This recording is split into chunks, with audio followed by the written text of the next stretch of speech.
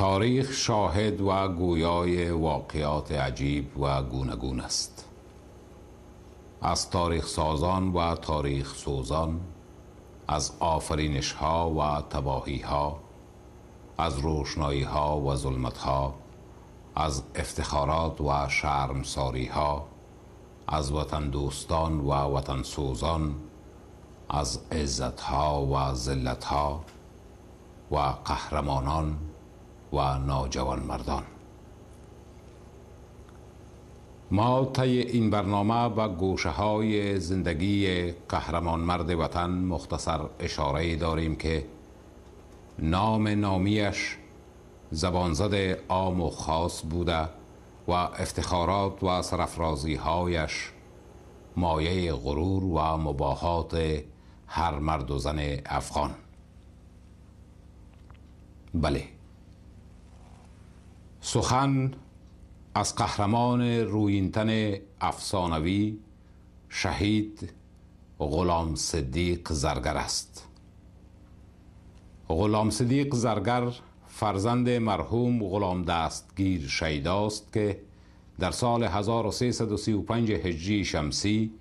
در علاءالدین کابل چشم به جهان گشوده بود. صدیق زرگر تحصیلات ابتدایی را در مکتب تجربوی علاءالدین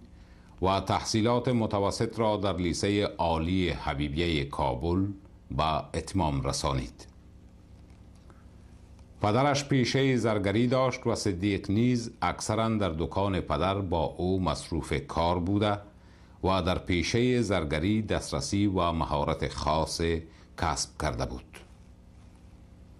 صدیق بر علاوه دروس مکتب و دستیاری پدر بزرگوارش در کار زرگری به سپورت نیز علاقه وافری داشت و در همان سنین پایین در میله های باستانی نوروز که در مناطق مختلف شهر برگزار می شد با اطفال 3 تا 4 سال بزرگتر از خودش با کشتیگیری می پرداخت و همیشه پیشتاز و سرحلقه همقطارانش بود. استعداد فطری، عشق بی پایان و توانایی خارق العاده صدیق در ورزش کشتیگیری باعث شد تا پدر و مامای وی پهلوان عبدالله که خود مدت زمان به این ورزش پرداخته و به آن علاقه مفرطی داشت، صدیق را که در آن ایام بیشتر از 14 بهار عمر را پشت سر نگذاشته بود، نزد خلیفه امیرجان استاد کلپ سپورتی افغان ببرند و در حلقه شاگردان آن استاد بزرگ درآورند. صدیق هنوز 1 سال تمام از مکتب آن استاد بزرگ فیض نبرده بود که در انتخابات تیم نوجوانان کلپ معارف در کلاس اول 48 کیلوگرم شرکت ورزیده و در این دور مسابقات مقام اول را به خود اختصاص داده و به دریافت کپ قهرمانی نائل آمد. دیری نگذشته بود که مسابقات تیم بزرگسالان دایر و صدیق اکنون به صدیق زرگر که پیشه پدریش بود شهرت گرفته بود، با اثر توصیه استاد و سایر ورزشکاران با تجربه کلپ افغان در مسابقات تیم منتخب در وزن 52 کیلوگرم شرکت ورزیده و این بار نیز چنان مسابقات چشمگیر انجام داد که اسمش زبانزد خاص و عام گردیده و بار دیگر حائز مقام اول و مفتخر به دریافت کپ قهرمانی این دور مسابقات شد. متعاقباً در مسابقات منتخب تیم ملی کشور که در سال 1351 هجری شمسی در استادیوم ورزشی کابل دایر گردیده بود، شرکت جسته همه حریفانش را با ضربه فنی از پا درآورده حائز مقام اول گردیده و افتخار عضویت تیم ملی کشور را در کلاس سوم در وزن 57 کیلوگرم کمایی نمود. این آوان است که همه علاقمندان ورزش با سیما و نام صدیق زرگر آشنا شده و تصویرهایش زینت بخش روزنامه ها و مجلات، منازل، مغازه‌ها و دکان‌های شهر و دیار وطن ما گشته است. پهلوان صدیق زرگر در همین سال که بیش از 16 سال عمر نداشت، برای اولین بار در مسابقات المپیای 1972 میلادی منعقده شهر میونشن آلمان اشتراک ورزید. پهلوان صدیق زرگر علاوه بر این که در مسابقات معمول کشتی که به روزهای جمعه در غازی استادیوم کابل دایر می گردید، چهره درخشان در میان پهلوانان افغانی بود، همچنان در مسابقات بین المللی سالهای 1352 تا 1359 که به افتخار جشن استرداد استقلال کشور برگزار می گردید، نیز در هر دور از مسابقاتش بر پهلوانان کشورهای ایران، پاکستان، ترکیه، بلغاریا و اتحاد شوروی سابق فائق آمده و همواره مدال طلای کلاسش از آن او بوده است. پهلوان صدیق زرگر در مسابقات جهانی که در سال 1354 هجری شمسی در شهر کابل برگزار گردیده بود، طبق قرعه در روز فاینال مسابقات مکلف به انجام 4 مسابقه بود که از جمله 2 مسابقه با قهرمانان افغانی و 2 مسابقه دیگر با قهرمانان اتحاد شوروی سابق و کشور ایران باید صورت می گرفت. در روز اول فاینال با وجود که در مسابقه سیومی با قهرمان روسی قبرغش کسر برداشته و پایش نیز صدمه دیده بود، در مسابقه چهارمش با چنان مهارت و تکتیک بر حریفش غالب و از مقام و لقب قهرمانیش دفاع نمود که همه را به حیرت واداشت و این بار نیز مدال طلای وطنش را خود کمایی نمود. پهلوان صدیق زرگر در این مسابقات چنان عالی درخشید که قلب همه دوستداران این ورزش کهن و باستانی را تسخیر نموده و قله‌های بلند شهرت و محبوبیت را فتح کرده و لقب چهره طلایی پهلوانی کشور را کمایی نمود. پهلوان صدیق زرگر جهت انجام مسابقات با کشورهای ایران، پاکستان، عراق، بلغاریا، پولند، اتحاد شوروی سابق، هند و آلمان غرب سفرها داشته و بعد از انجام مسابقاتش به اخذ مدالهای طلا، نقره و یا برنز نائل آمده، هر بار افتخار دیگری به کشور و مردمش به ارمغان آورده و نام نامیش را زینت بخش صفحات روزنامه ها و مجلات معتبر کشورهای مختلف ساخته است. مرحوم صدیق زرگر در مسابقات سال 1355 هجری شمسی جام آریا مهر که در تهران برگزار گردیده بود، مقام دوم را احراز و به دریافت مدال نقره، در مسابقات محمد علی جنا منعقده پاکستان در همین سال مقام اول را احراز و به دریافت مدال طلا، در مسابقات بین المللی سال 1356 هجری شمسی منعقده عراق در وزن 62 کیلوگرم نیز فوق‌العاده درخشیده، بر تمام قهرمانان کلاسش غالب گردیده، حائز مقام اول و به دریافت مدال‌های طلا نائل آمده. در مسابقات بین المللی سال 1978 میلادی که در شهر وارنای بلغاریا دایر گردیده بود، زرگر این بار هم مثل همیشه عالی درخشیده، همه حریفان را تا فاینال مسابقات مغلوب ساخته و در روز فاینال که آخرین روز مسابقهش با قهرمان بلغاری بود و حکم وسطی میدان نیز از بلغاریا، بر استناد اظهارات مرحوم زرگر و تایید هیئت کشتی معیتیشان، در حالی که زرگر با شطارت تام به مسابقه ادامه میداد و نمراتش نیز بیشتر بود، حکم میدان بدون موجب زرگر را 3 اخطار داده تا بدین بهانه مدال طلای مسابقات به قهرمان بلغاری تعلق گیرد.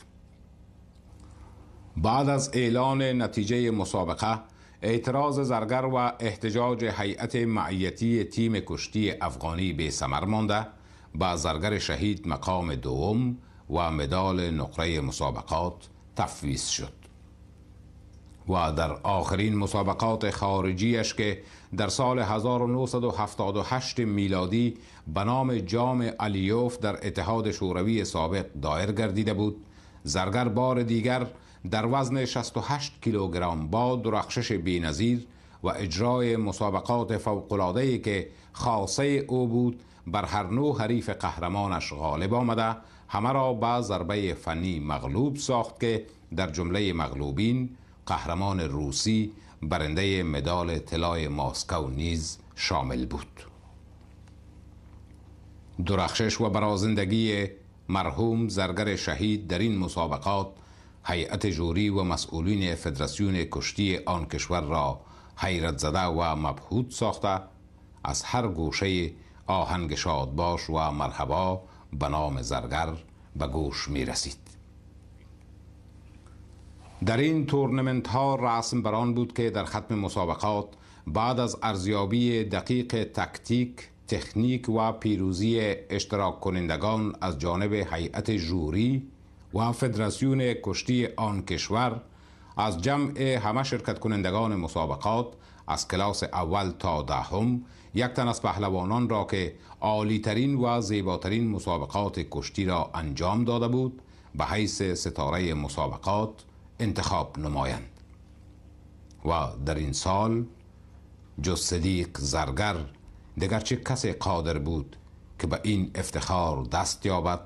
و لقب ستاره طلای مسابقات، مدال مطلع و قوچ افتخاری فدراسیون را نیز کمایی نماید. افتخار به چنین فرزند صدیق و قهرمان آزاده میهن که مایه سرافرازی و غرور کشور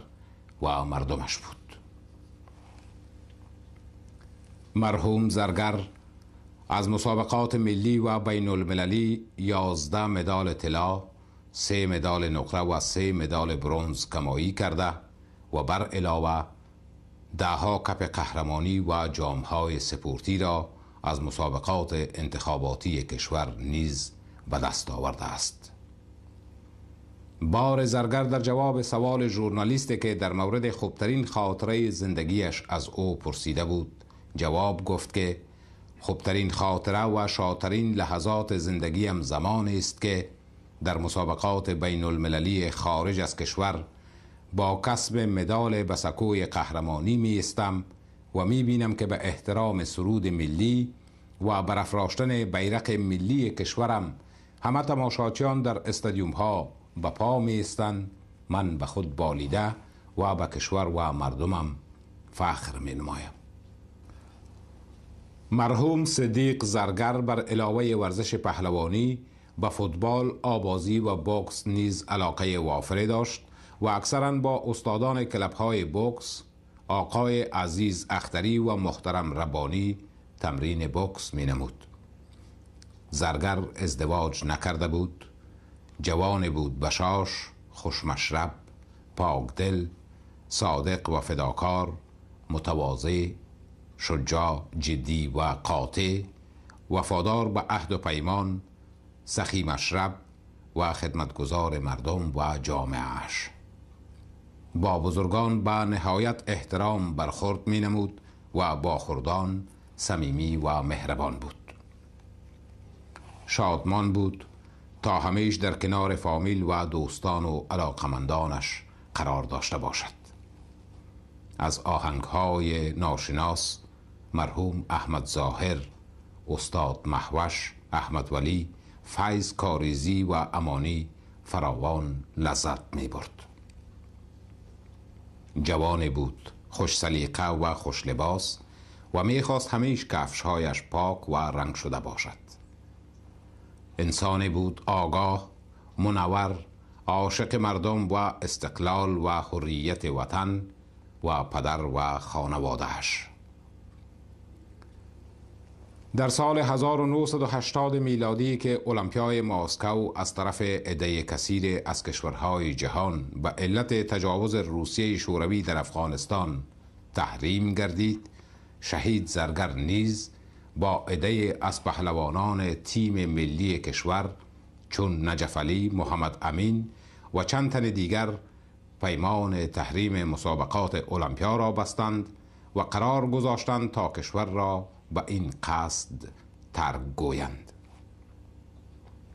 شب که فردای آن باید وطن و فامیل را جبران رها و ترک گویند، زرگر پدر و فامیلش را در جریان می گذارد،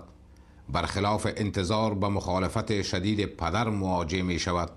و تا سحرگاه با نیاز و تضرع و ارائه دلایل از پدر اذن سفر می خواهد. اما پدر رنجور کتاب فراق فرزند نازنینش را که عاشقانه به او عشق می ورزد در خود ندیده و حمل بار هجران دلبندش را از توانش بالا می بیند، اشک ریزان سوگند یاد می کند که اگر فرزندش از تصمیم ترک وطن صرف نظر ننماید او به خودکشی دست خواهد زد و پسر را با دوراهه قرار می دهد. زرگر شهید که حیات پدر برایش والاتر و بالاتر از همه ارزش‌های جهان بوده، به عزم و پیمان و قرار و آرزوهایش پشت پا زده، همه را فدای خواست محبت آمیز پدر کرده، به جای ترک وطن راهی المپیای مسکو می گردد. ولی تعهدی که با عده از ورزشکاران تیم ملی در تحریم المپیا بسته به او اجازه نمی دهد تا عملا در مسابقات شرکت جوید و به همین دلیل در جریان مسابقات طور وانمود می نماید که در ناحیه گردن صدمه دیده و قادر به اجرای مسابقات نمی باشد.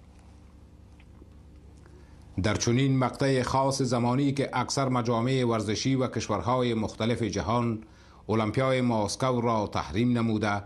و بر علاوه تعداد از پهلوانان تیم ملی کشتی افغانستان نیز به خارج سفر کرده و در مصاحبه های رادیویی بیرونی دلیل فرارشان را تحریم المپیا عنوان کرده بودند، شرکت عملی زرگر در این مسابقات از ارزش خاص ملی و بین المللی برخوردار بوده، چون که او یگانه پهلوان نامی و قهرمان افغانی بود که یقیناً می توانست به دریافت مدال و مقام دست یابد و با شرکت خود در مسابقات به المپیای مسکو نیز اعتبار بخشد. از این رو هیئت رهبری تیم ملی افغانی به شمول مسئولین امور المپیای مسکو حد اعظمی تلاش خیش را به خرج دادند تا به مدد مجربترین دکتران و متخصصین روسی زرگر را قادر به انجام مسابقه سازند. در اخیر زرگر از اجرای مسابقه ابا ورزیده و علتش را تحریم المپیا عنوان می کند. بعد از برگشت هیئت شرکت کننده افغانی از المپیا به وطن، مرحوم صدیق زرگر از جانب حلقات مختلف رسمی بارها تحت سوال و بازپرس قرار می گیرد و همواره نیم نگاه ناآشنای مراقب گشت و گذار و نشست و برخاست اوست تا اینکه در ظلمت شب ظالمانه و ناجوان مردانه در خواب ناز با ضرب برچه تفنگ در منزل یک تن از دوستانش با شهادت می رسد و دشمنان انسان و انسانیت پشت قهرمان افسانوی و رویینتن پولادین وطن را که هیچ پهلوان نتوانسته بود به زمین بگذارد برای ابد به زمین گذاشتند و مام وطن را در عزای این فرزند صدیق و قهرمانش یک بار دیگر در صبح نشاندند. انا لله و انا الیه راجعون. نفرین خدا به مستکبران و جانیان که افتخار و سرمایه ملی ما را این چنین بی‌پروا از میان بردند و مشعل تابناک ورزش کشتی کشورمان را برای ابد این طور ناجوان مردانه خاموش کردند. زین چمن برگ گلی نیست نگرداند رنگ. زین چمن برگ گلی نیست نگرداند رنگ. با خبر باش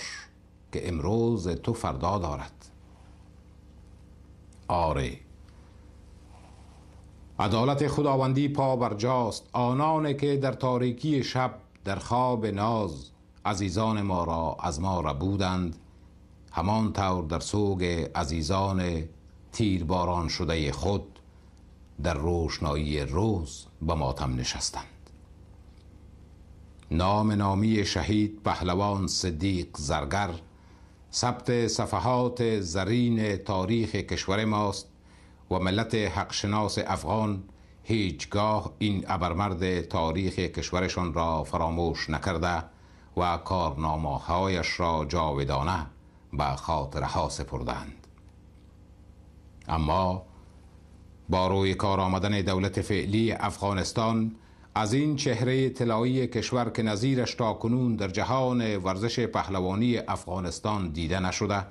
چنان شایسته و عالی تقدیر به عمل آمد که اسم جام پهلوانی صدیق زرگر را به اسم پهلوان عوض کردند که حتی کوچکترین افتخار و یک مدال برنز هم برای کشور و مردمش کمایی نکرده است. آیا چنین است عدالت اجتماعی، حکومت مردمی و انصاف وجدانی؟ امید است مسئولین امور در افغانستان با توجه به درک جدی مسئولیت تاریخیشان حداقل در زمینه تصحیح مجدد جام زرگر به اسم خودش اقدام مؤثر نموده روان پهلوان زرگر شهید و خاطر دوستداران واقعی ورزش را شاد سازند. زیرا صدیق زرگر در حلقه ورزشکاران میهن چهره برازنده‌ای بود که در هر مسابقه و در هر نشست و رویداد ورزشی ارمغان تازه تقدیم یاران و وطندارانش می نمود. صدیق زرگر